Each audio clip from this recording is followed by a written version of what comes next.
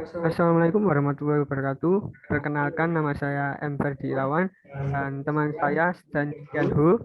Di sini kami ingin menjelaskan tentang analisis korelasi produk moment person.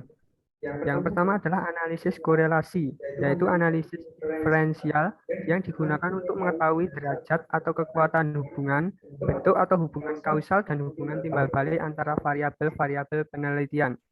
Selain itu, analisis ini juga dapat digunakan untuk mengetahui besarnya pengaruh suatu variabel bebas atau untuk mengetahui tingkat keeratan linier antara kedua variabel yang nilainya dipengaruhi oleh skala atau satuan pengukuran pada X dan Y.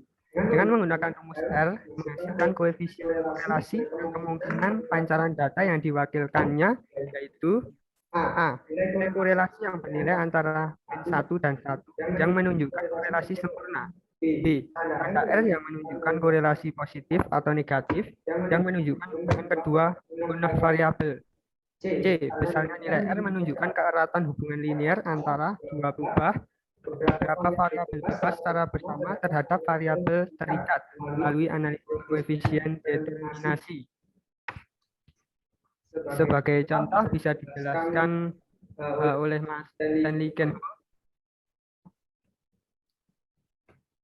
Oke, sekarang langsung ke contoh kasusnya. Ini diketahui data sebagai berikut.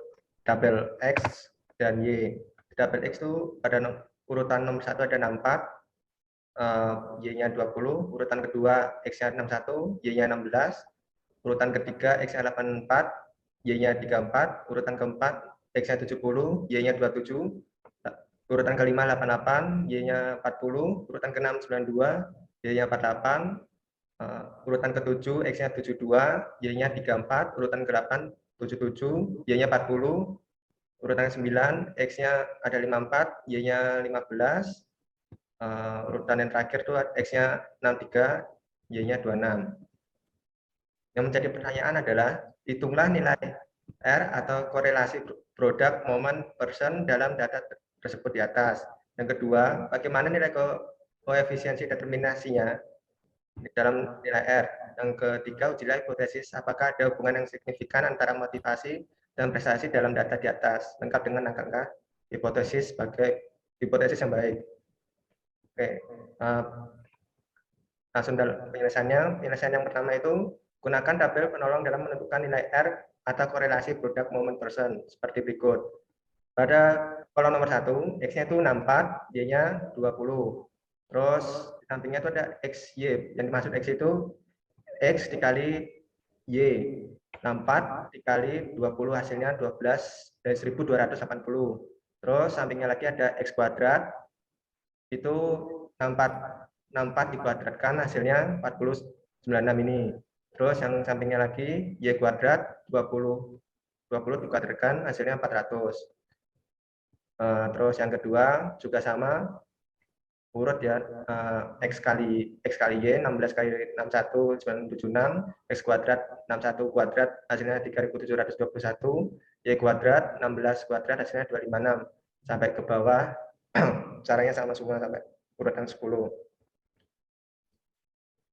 Terus dari tabel di atas maka bisa diselesaikan melalui rumus sebagai berikut, yaitu R sama dengan N sigma XY min sigma X kali sigma Y dibagi N sigma X kuadrat dikurangi sigma X kuadrat diakarkan, terus dikali N sigma Y kuadrat dikurangi sigma Y kuadrat diakarkan. Terus N-nya itu kan N itu jumlahnya ini kan 10. Terus sigma X-nya itu total dari ini 22914 ini dikurangi sigma X-nya itu ini total dari kolom X itu ada 725, terus sigma Y-nya ada 300 ini. Terus bawahnya itu N-nya itu 10, jumlahnya tadi ada 10, terus sigma X kuadrat ini 53979 dikurangi 72, dikurangi ini sigma X ini 725 dikuadratkan, dikali N itu 10, Y sigma Y kuadratnya 10.102 dikurangi sigma Y kuadrat 300 pangkat 2. Hasilnya dari 10 kali 22 kali 914 dikurangi 725 kali 300, hasilnya ini 11.640. Terus hasil dari 10 kali 53.979 dikurangi 725 kuadrat diakarkan, dan dikali 10 kali 10.102 min 300 dikuadratkan diakar, hasilnya nih 12493,93